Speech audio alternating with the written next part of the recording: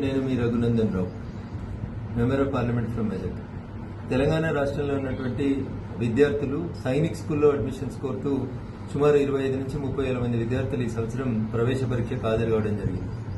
అనుకోకుండా ministry of defence Sainik schools నుంచి వచ్చినటువంటి ఉత్తర్వుల సంఖ్య ప్రకారం ఈ సంవత్సరం 67% ఆఫ్ ద కోటాని తెలంగాణ విద్యార్థులకు తొలగించినట్టు వచ్చినటువంటి ఒక ఉత్తరం, మినిస్ట్రీ ఆఫ్ డిఫెన్స్ నుంచి వచ్చినటువంటి ఉత్తరం తల్లిదండ్రుల్ని మరి పిల్లల్ని ఇబ్బందులకు గురి చేసింది. ఇది 30 ఏప్రిల్ రోజు ఈ ఉత్తరం వచ్చినట్టు కొంతమంది విద్యార్థులు వారి తల్లిదండ్రులు ఈ రోజు నా దృష్టికి తీసుకురావడం జరిగింది.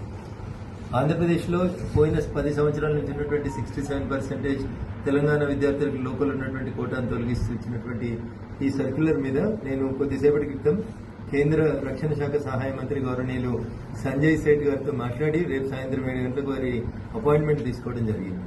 కొత్తగా తెలంగాణకి ఒక 3 సైనిక్ స్కూళ్లు మంజూరు చేయాలని, అవి మంజూరు చేసేంత వరకు ఈ విద్యా సంవత్సరం 25-26కి ఎవరైతే విద్యార్థులు సుమారు 25 నుంచి 30,000 మంది విద్యార్థులు సైనిక్ స్కూల్ ప్రవేశ పరీక్షకు హాజరైనారో వాళ్ళందరికీ ఆంధ్రప్రదేశ్లో 67% లోకల్ కోటా కంటిన్యూ చేయాలని మంత్రి గారిని ఫోన్ ద్వారా విజ్ఞప్తి చేయడం జరిగింది. సానుకూలంగా స్పందించినటువంటి మంత్రి గారు రేపు సాయంత్రం సమయం ఇచ్చినారు.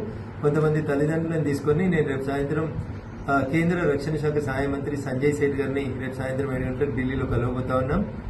ఈ ప్రవేశ పరీక్ష రాసినటువంటి విద్యార్థులు వారి తల్లిదండ్రులు కొద్దిగా ఓపికగా ఉండండి, పాజిటివ్ దృక్కోణంతో ఉండండి.